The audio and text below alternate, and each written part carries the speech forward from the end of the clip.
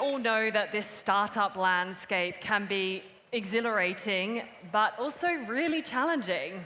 And there's a rough terrain that we all try to avoid, but it is the fear that we have of this frozen fundraising market. Now, in these times of uncertainty, the question is, how can startups not only survive, but actually thrive? Now, the man who is going to come and discuss this question is Brett Martin. He is the co-founder of Kumospace, the virtual HQ for remote teams, and Charge Ventures, a pre-seed venture capitalist. He probably also wins the award for the person who's traveled the longest distance to be with us tonight, because he has come over from New York City, where he is also an adjunct professor at Columbia Business School. So let's give an energetic, warm welcome to Brett Martin. Howdy. How y'all doing? I can't see. How y'all doing? There we go. Okay, we'll take it. It's the first business stage I've been on with disco balls, so pretty excited to jam with y'all today. Let's see, next. Oh, there we go. Yep. As reported, I am still Brett Martin. Quick background. I have a pretty interesting perch on talking about fundraising because I both run a seed-stage venture capital fund in New York City called Charge Ventures. We're in our third fund, 75 portfolio companies at this point. I also run a Lightspeed funded Series A company called Kumospace that is in the productivity space. And so I actually get to kind of see fundraising from both sides. And finally, I also teach Intro to Machine Learning and Data Analytics at Columbia Business School, so I spend a lot of time with numbers. So the purpose of today's presentation is fundraising from frozen to FOMO. So we're going to start with frozen. Quick poll of the audience. What is the current fundraising market in Switzerland right now? Just shout it out. Is it good, bad? Bad. I hear bad. Anyone else? It's okay. Listen, I cold call in my class up at Columbia, so don't make me. This fog is the only thing preventing me from actually singling people out. Frozen. That has been pretty much the context that I was given.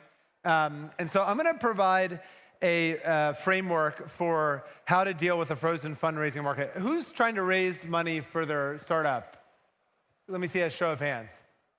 A couple. Who's already raised money for their startup? A few more? Okay, perfect. So stop, drop, and roll is actually what they teach children in America to do when they catch themselves on fire. So we're going to apply the same methodology for how to deal with the frozen fundraising environment. Stop is going to be stop what you're doing and get your bearings. Drop is going to be get low and get into the weeds of your business. And then roll is going to be fight for your life, but come through. And I'm going to walk you through that. So first thing, stop. Stop fundraising. If you're in a frozen fundraising market, and I'll explain why it's frozen in a second, and you're not getting anywhere, then you probably are beating your head against the wall and you're wasting valuable resources trying to get money when money isn't going to come to you. And if you're already there and you're about to collect checks, that's fine, but otherwise, stop and get your bearings. One of, I think, the biggest lies perpetrated on startup founders by VCs is this idea that you should raise money, X number of dollars, and then divide that number by 24, and then you should immediately proceed to increase your burn until you get to that number, right? That's your 24 months of runway. It's a total lie. Whenever you raise money, for those who have already raised money, but for those who haven't as well, assume that it will be the last money you ever raise. And then budget accordingly. Don't budget as if you're going to have another fundraise at the other end. Budget, the only way you're ever going to get money from me and other venture capitalists in a normal market is if you've literally figured something out. You either have to figure out key hires, you have to build some amazing product, you have to have incredible traction, or be really making money these days, the latter two, before you're going to get any more money. Okay, once you've stopped, understand the context that you're in. So I'm going to speed through this really fast. If anyone wants to understand more, it reminds me of when I was in 2008, and I had come back from a Fulbright scholarship. I wanted to get a job in VC, and I had interviewed at 10 different firms. I had 8th round interviews at some firms, and I didn't get a job. And I could not understand why. I was like, these guys like me. It seemed like I could be pretty good at this. And I did not, in my young naivete, have the context of understanding that it was the middle of the global financial crisis, and no one was hiring analysts. They were just going through the motions. So you have to think of that as a startup raising money. If you're in the middle of a crisis or you're in a frozen market and people just aren't deploying capital, that doesn't mean VCs aren't going to have meetings. That's their job to have meetings, but that doesn't mean that they're going to give you money, right? So understand the context. We are in the current fundraising context because the era of ZIRP, zero interest rates, is over. There's no more free money. Inflation went up. Discount rates went up for growth stocks. Valuation multiples for growth stocks came down. The LP community, the limited partners, the people who fund venture capitalists, all of a sudden, their portfolio is out of whack, right? They're supposed to have a large allocation to public equities. The value of that's come down. The value of their private equities has not come down because prices are sticky in private markets. All of a sudden, their portfolio is out of whack. They have to rotate into public equities. That's what's called the denominator effect. So all of a sudden, the people who fund VCs are no longer funding VCs, right? VCs, knowing they're not getting any more money, they start slowing their own deployment. So VCs stop deploying to startups, right? Now, all of a sudden, VCs aren't deploying, so startups say, wait, why am I going out to raise? And now, that's how you have a frozen fundraising market. Everyone's standing on the sideline. Okay, what do? First thing you do is you set expectations for across your stakeholders. So you start with your investors and the board. You set expectations. Hey, we're not going to hit our numbers. Hey, we're going to have to make some major changes and cuts to the business, and we're going to need your help. So this kind of frozen market really hit the U.S. starting in 2020, Q1 2021, 2022. The good news for y'all is actually the U.S. is on its way out. It's pretty hot fundraising this fall, but the smart CEOs, the serial founders, they basically, as soon as they saw the bear market coming, they immediately shored up their balance sheet and got capital, got their bridge rounds early from investors. Why is that important? It's because investors have a finite amount of money, and it's first come, first serve. So you want to be the first person to get cash from your investors. Secondly, you have to go to your team, right? In an certain environment, your team is going to be scared. You have to be this calm, steady hand. Now, you do have to change to wartime CEO. You have to basically say, hey, we're going to be running a much tighter ship than we were, but your jobs are safe. Well, for the people whose jobs are safe, and we'll talk about that in a second, right? But you have to assure them, and you have to keep them focused, putting one foot in front of the other. Now, if you've raised money at a high valuation, you might have to consider repricing your equity. You might have to do a top-up equity grant, because people are going to run the numbers in their own equity and say, hey, why am I spending my time here, right? Third, you have to have a real serious talk-to-talk, eye-to-eye with your co-founder, right? Some people, they're fair weather entrepreneurs. They're doing this because it's fun, because they thought it would be cool and a cool title to have as CTO of a company. If you're about to make it through a frozen market, and it might be years before you raise capital and get that nice corporate salary you had been hoping for, it's better to know now if people are along for the ride or if they're not, because it's better to shed that dead weight, reduce your burn, put some equity back on the cap table to share with the people who are going to be with you for the long term. And then finally, unfortunately, I actually put animations into this slide. I usually don't do that, but I don't have them. Your wife or your husband, these people are going to be your rock, and you're going to be under a lot of stress. So don't forget to check in with them and make sure everything's cool on the home front. It's not worth having everything fall apart just because you're stressed. Okay, so you've set expectations. Everyone is grounded. And now it's time to drop. Drop down and get low and get into the weeds of your business, because the first thing you have to do is drop your assumptions about what you needed to run your business. When you have a nice balance sheet, this is going to be more for the people that have already raised a little bit of capital. But when you have when you first have $3 million in your bank account, what's your urge? What's the first thing you want to do when you have $3 million in your bank account? Spend it. Thank you. Exactly.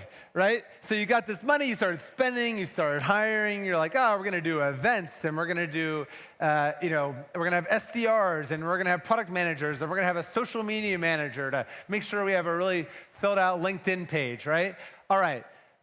All those assumptions, all those things you thought you needed, they are now on the chopping block, because the only thing that matters is surviving. Can I go over here too, or is the camera over here? Perfect. All right. So you want to cut excess everything, and with the goal of extending runway, right? And so when you do your budgeting, I can see you better over here. This is nice. When you do your budgeting, do not expect any growth, right? Do what's called a gross burn budgeting, which is you're looking at your expenditures and you're bringing that number down. You're making no assumptions about increases in revenue. Because guess what? If you're in a frozen fundraising environment and you're selling to startups, which I bet a lot of you are, they also are trimming budget. And so everyone's NRR, everyone's retention, every enterprise SaaS tool over the past 2 years took a massive dip, even the major publicly traded companies, because everyone that was smart, and these big companies that are publicly traded, they are smart, so they were doing the same exact exercise. And the whole goal, the whole mindset of getting low and getting into your the fundamentals of your business is to survive, and you do that by avoiding the death spiral. Because the number one worst thing you can do when you are faced with a time of crisis is do little paper cuts. Oh, we're gonna do a little 5% headcount reduction, or we're gonna get rid of this one nice to have tool, but we're gonna keep spending on 3 other CRMs. I've watched this happen time and time again. 2 years ago, when the market went bad in the US, I read the riot act to my CEOs, and the folks that actually did the work and got in front of it or survived, and the people that did headcount cuts 3 times, they're all dead. And they have to look at me and say, Brett, I'm so sad, I'm shutting down my business, I'm in personal debt, and I wish I had actually listened to you and cut down from 22 people to 6 people like you told us to in the first place. And it's a hard lesson. I had to learn it because I went through a personal recap myself.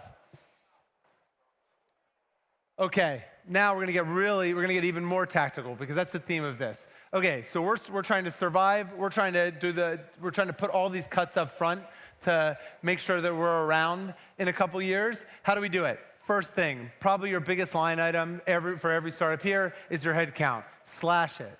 It's gonna hurt. If it doesn't hurt, you're not going deep enough. The odds of you actually hitting bone and doing permanent damage to yourself as a startup are quite small. Actually, I meant to mention this. The gentleman who just gave the great presentation right before me, he was talking about a tool named Clay. What did you guys think of that tool, Clay? Do you remember it? The marketing automation tool for AI? That's what he was talking about last time. That actually, it's probably one of the hardest, it's ranked as the number 3 hottest startup in Silicon Valley. It's actually a New York company. I did the seed round of that when it was 2 guys. And Clay, Nikolai, and Kareem. Everyone's talking about Clay right now. It's like the hottest company, basically one of the hottest companies out there right now. That company was a 7-year overnight success. Complete walk in the woods. Founders went up and down. They slashed the team from 20 to 6 people while they figured out what they were doing. And now they're one of the hottest companies out there. But that's because they did the work and they did not get ahead. They kept their burn going and made sure they had infinite runway. So cut headcount, outsource non-core tasks. I had to do this in one of my companies. Basically, we realized we weren't going to get to the venture-backed outcome we wanted.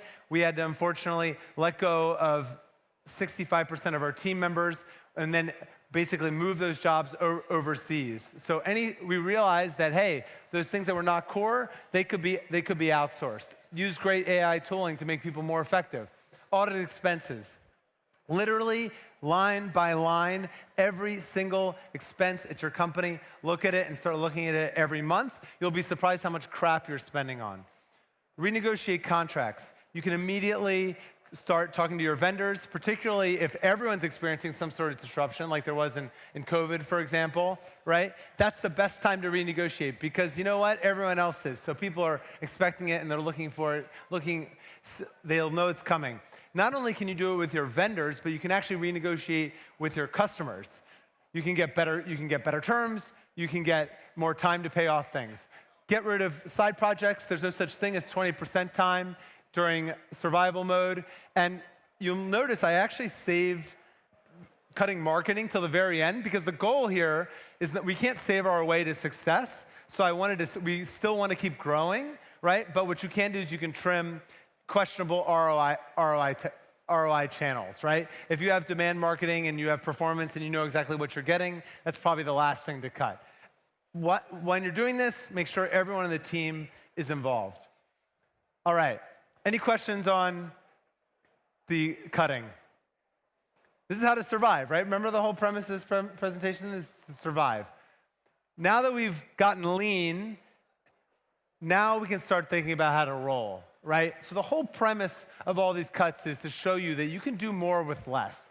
You can leverage technology to drive operational efficiency. You can probably take, this sounds ruthless, but you can probably take the $100,000 a year job in Switzerland and move it to the Philippines, put someone there, take someone in Switzerland who knows how to do the job, train the person in the Philippines, get them up and running with a bunch of AI tooling, and have them do the same job for legit $8, $12 an hour. Great people who are dedicated and are going to work really hard for your business. If you're not doing that already, you're probably spending too much money, right?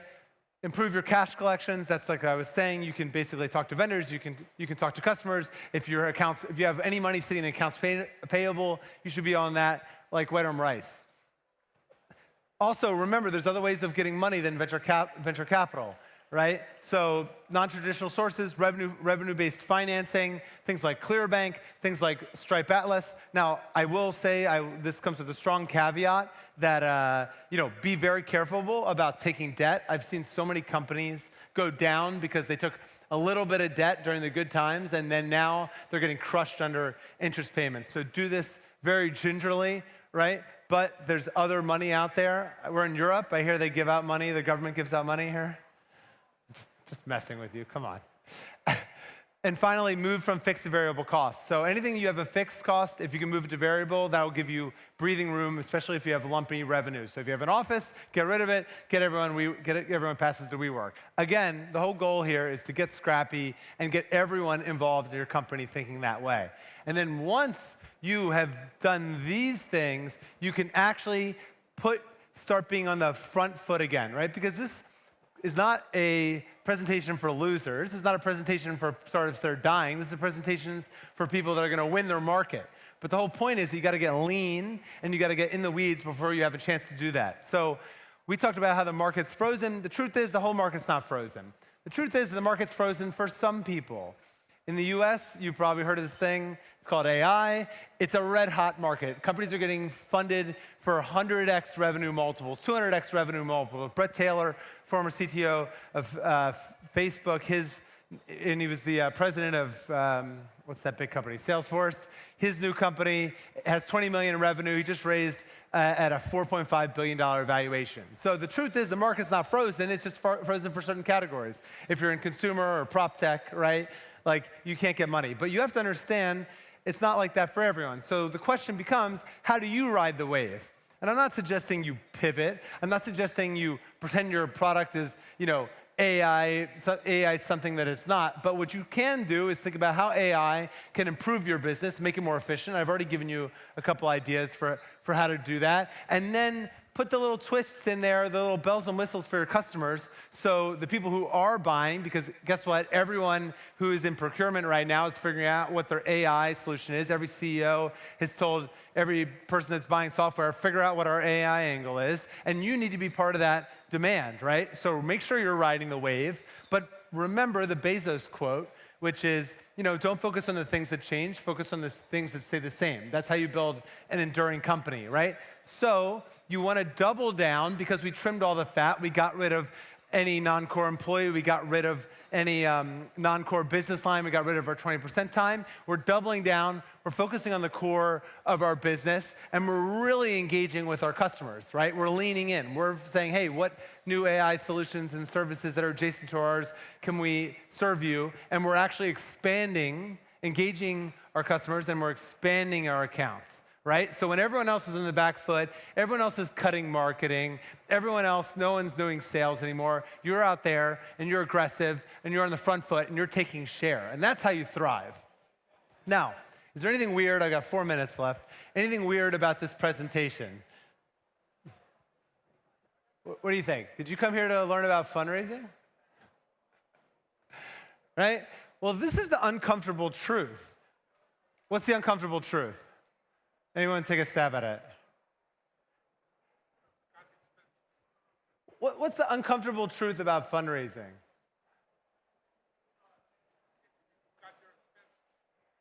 Well, yes, it's not, you can't save your way to a great business. You can't save your way to venture capital, right? But the truth is that the best way to fundraise is to make your business great. And so if you weren't doing these things before, then you probably weren't running a tight enough ship, right? So when I actually thought about what to do to fundraise is make some, small ideas. That's it. Thank you.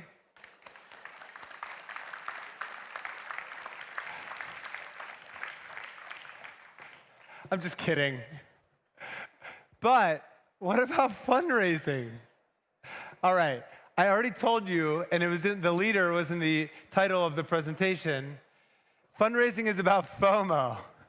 It's about that fear of missing out, right? That for a second there, you guys thought I wasn't going to give you any fundraising tips, right? And you had people leaning forward a little bit. What's this guy? Is this going to happen?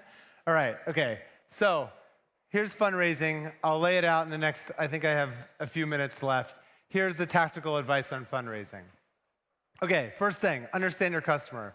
Understand venture capitalists.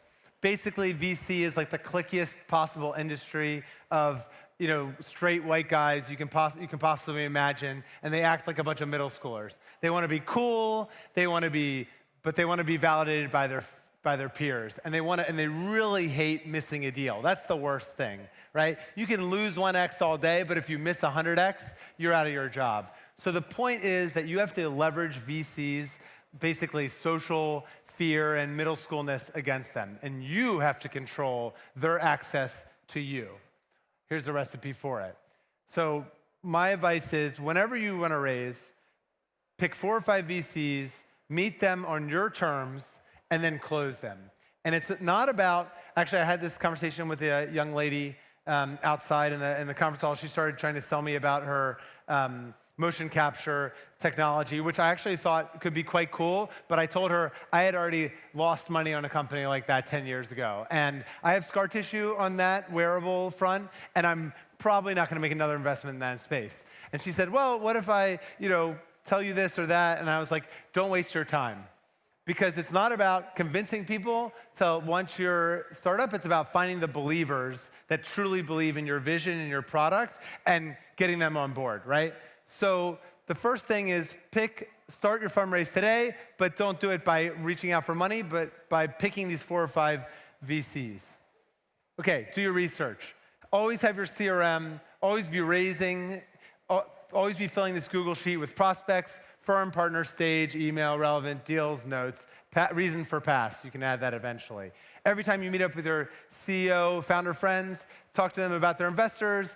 Anytime someone talks about being an angel investor, put them in this, right? Now, get intros from your existing investors, or even better, get intros from other founders in VC's portfolio. The strongest intro you can have is from a founder that's killing it, and have him intro you to their VC, right? Because that VC is already like, oh my God, this founder is amazing. I want to meet more people like him, right? Ignore all the cold outreaches from the very well-meaning 26-year-old analysts at growth equity firms. They just want information from you. If you're really killing it, trust me, you'll get to talk to them again. Use every interaction as a touch point, right? So think of it as basically creating a mosaic. You basically meet people, you tell them what you're going to do, you meet them 3 to 6 months later, you tell them what you did, and then on the third meeting, basically you engineer them coming to you. I'll talk to you about that. So the best time to raise is when you don't need to, right? The best time to raise is when you have money, and VCs love investing in companies that don't need their money, right? So the best time to raise is when people are coming to you. Actually, nowadays, the only way that anyone gets a Series B done is by having it preempted, which basically means you go around telling everyone how great your company is until someone literally says, here is money, here is a term sheet, I want to be the first person, because that's how competitive these best deals are, right? But that said, if you're going to have to run a process, at least in the US, you do it in January or you do it in September. In September, I like to use actually holidays as a great forcing function for getting a deal done. So in America, if you don't have a term sheet by the Thanksgiving holiday, there's about a month between Thanksgiving and the end of the year, Christmas, you're dead. Don't even bother. Don't even think about start fundraising in December. But use the holidays to your advantage and use that to push on investors to get something. Okay, so get all your materials ready, have everything buttoned up. You're gonna ask for money, so don't look unprepared. And then ideally, you get your insiders, right? You get the people that you know, your homies, the people that you absolutely have in your corner. Someone puts down some money, right? And having your insiders commit, or your friends and family are fools, that is basically the way to get your round started. So you never start a round flat-footed. You never meet anyone saying, okay, we're raising $2 million and we have $0 committed. Literally, that never happens. The only time you ever start raising $2 million is when you already have $1 million committed, or at least 500K. And that's your insiders that you have working with you. Finally, very important part is you can tranche your outreach. You know, you do some test practices first, then you go after, you have your friendlies, then you go after the core people you want, and then you have your backups. But do not reach out to the VCs. Make sure that the VCs reach out to you.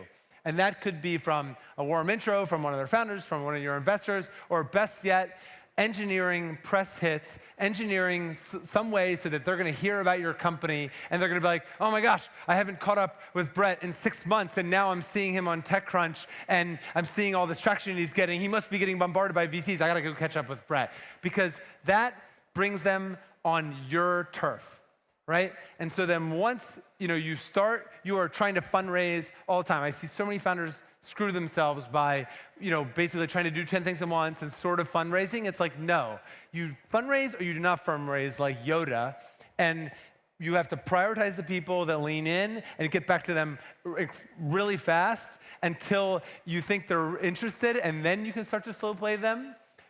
But everyone else you ignore. If you're chasing after a VC, if they're not responding, they're not into you. If a VC's into you, I promise you, they will reach out to you. And the final point I will leave you with is the nice part about this is that the median number of term sheets for every closed deal is what?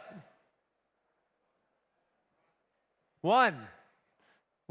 Most founders get one term sheet, and that's all they need to get their deal done. So you need to get one. It's a numbers game.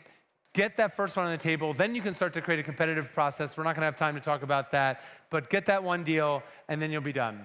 All right, that's it for me. Actually done this time. Thank you so much. It's been an absolute pleasure, and I hope you all have a great time. Apart from it's not all done yet, Brett, because you need to stay with me to answer a few questions. Okay.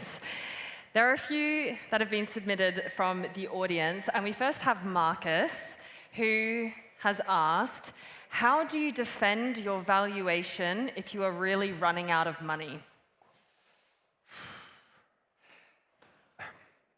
So, okay, I mean, if you're truly running out of money, then you don't have a lot of options, right? Like if you cannot survive, that's why getting to what Paul Graham at YC calls ramen profitable it's a totally different game. You could be making. I had a company once go from 90 million ARR to a gigantic crater in the ground over a course of 9 months, right? So if you could have tons of traction, tons of revenue, tons of customers, but if you are running out of money, you are potentially worthless. And so you actually don't have control. That's why a lot of these things are proactive. Try never to get into that position. But in this case, you basically have to lean on your insiders and start giving people perks to basically support the company. So one thing a lot of people will do is like try to get, if you're running out of money, get in front of it. So like if you see, hey, we're 12 months out, but we're not about to raise it, we're not gonna hit our milestones anytime soon, that is the best time to get another 6 months from your insiders. Don't wait until you have 3 months left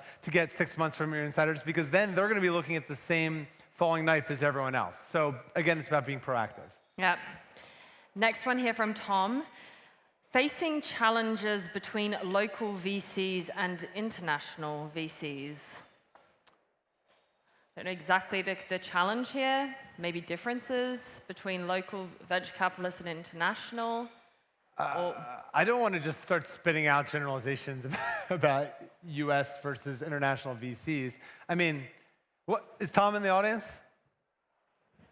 Tom? Maybe not. I mean, all I can say is that in US things probably can happen faster, but it's only because all those things are kind of more engineered and everything's more choreographed and people aren't going to, and there's more competition. So maybe the main thing here is just like you have to drive at least the perception of a competitive environment.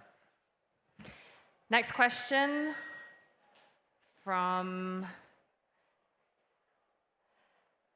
another one. Unless you're willing, what is the biggest challenge? The biggest challenge for fundraising? Biggest challenge for fundraising. I mean, the biggest challenge for fundraising is actually building something that's worth money, right? Like, I think the whole, premise of the presentation was like spend less time, trying to get someone to give you money for your business and spend more time making your business better, and then investors will naturally like gravitate toward that. And if you can speak eloquently about all the work that we just discussed, and you have some great idea with like big upside, there's no way you're not going to get money. There we go.